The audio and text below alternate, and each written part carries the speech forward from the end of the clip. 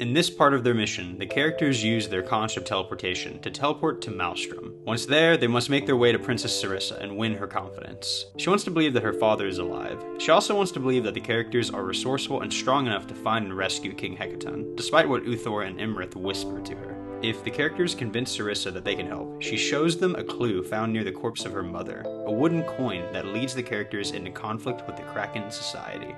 Maelstrom lies on the floor of the trackless sea, nearly 3,000 feet beneath the surface. The undersea fortress of King Hekaton is carved into a reef. 4 rocky towers covered in barnacles and coral reach upward, and between them is a large sinkhole that descends into the heart of the fortress. Before the dissolution of the Ordning, the influence of the Storm Giants was so great that lesser giants were compelled to abide by their decrees. The Storm Giants, reclusive by nature, did their best to discourage lesser giants from destroying the civilizations of the small folk. The death of Queen Neri and the disappearance of King Hekaton have left Maelstrom in disarray, allowing evil giants to run rampant again.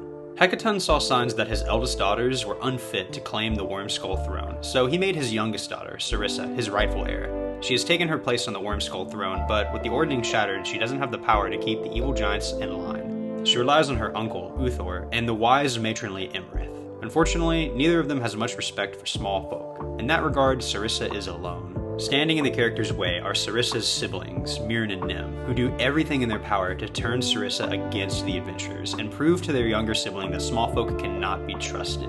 The characters also encounter Iymrith again. To prove the true worth to the Storm Giants, the characters must expose the dragon who hides in their midst.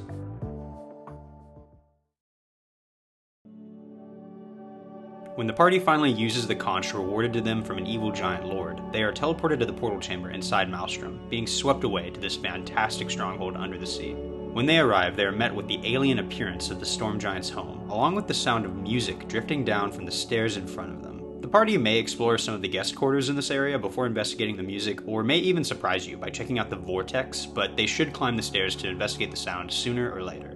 Ideally, your party aims to meet with the Storm Giants in a non-threatening manner. Harshnag would have informed the party of the Storm Giants' benevolence and of King Hekaton's disappearance, which should let the party know that this isn't going to be like the past giant lairs. Climbing the stairs to the Great Hall reveals Mirran and Nym entertaining a group of giant lords. The sisters abruptly end their music and engage in mild hostilities towards the party for their interruption. Mirran demands to know what brings small folk to Maelstrom. If the characters try to make demands or act impolitely, they are met with laughter or rage from the sisters. Only by being diplomatic can they get any sort of useful response from them. If the characters request an audience with Serissa, Mirran and Nym tell them that their young and inexperienced sister is far too overwhelmed with important matters to grant such a request at this moment. Mirran has the characters escorted back downstairs, where they await an audience with their sister, but of course they instead plan an ambush.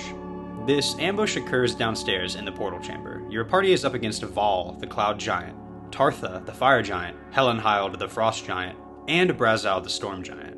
Mirran should retrieve the characters along with her 2 Storm Giant guards. As she leads them through the portal room, the Giant Lords ambush the party. Val is hovering in the corner of the ceiling from above. Tartha bursts from the steam vents to the south.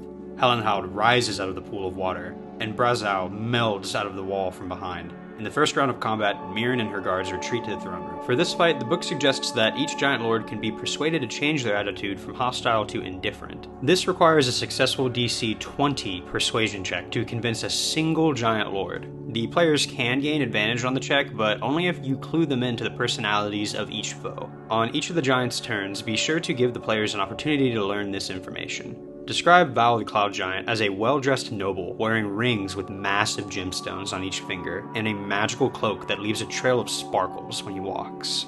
Tartha accuses the party of being dragon cultists sent to assassinate the new Storm Queen. Helenhild seems to be greatly amused by the opportunity to fight and encourages the strongest martial character to go toe-to-toe with her. Brazal prays to Anum the Allfather for forgiveness before attacking. Once the characters head upstairs, ideally they should make for the throne room as soon as possible. Unfortunately, due to the nature of the relationship between the Storm Giants and a typical party, most of the rooms of this vast dungeon will never be explored, but it is always a good idea to be prepared just in case. To communicate to your party which way they need to go, you can have them hear raised voices coming from the hall to the throne room.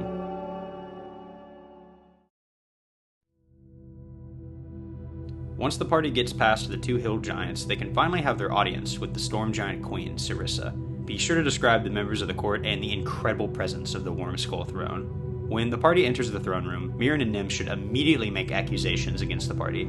The dreaded assassins have arrived. They have breached our defenses. Guards, seize them! The guards raise their weapons and begin to step forward, only to be stopped by Serissa. Halt! Lower your weapons. Serissa raises her arm and gestures the party to present themselves before her. After leaning down slightly, she asks, "What business brings small folk to our court?"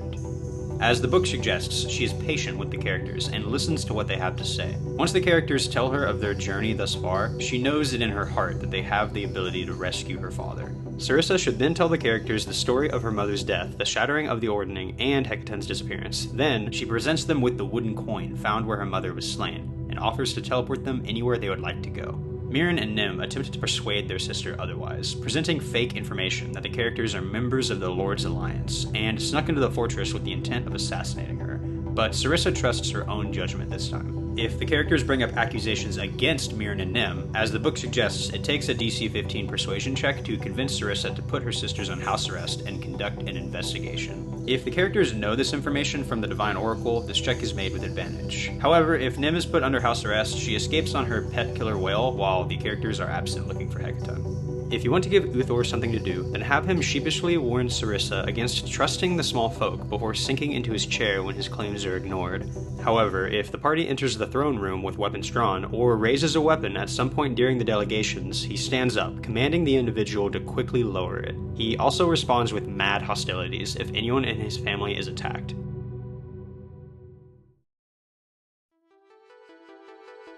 Okay, so before discussing Iymrith, let us discuss a possible problem. If you decided to tease Iymrith earlier in the adventure, either by running the Flying Misfortune or any other add-ons, the party may recognize her by name alone.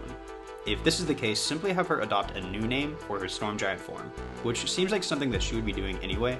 Instead of Iymrith, let's rearrange that to Mithril. Another thing I want to talk about, if it isn't clear, everything presented in this chapter does not need to occur in the character's first visit to the Storm Giant's court. The characters can be sent on the hunt for Hecaton without putting Mirran and Nym on house arrest or ousting Iymrith. There are clues presented in the next chapter that point to their guilt, and Hecaton's return would also shed a great light on recent events. That being said, it is very possible that everything will happen all at once, but it is something to keep in mind. Iymrith remains quiet while the characters present their case. She's not worried about puny adventurers who have no means and no leads. Only once Serissa reveals the wooden coin and presents it to the party does she start to worry.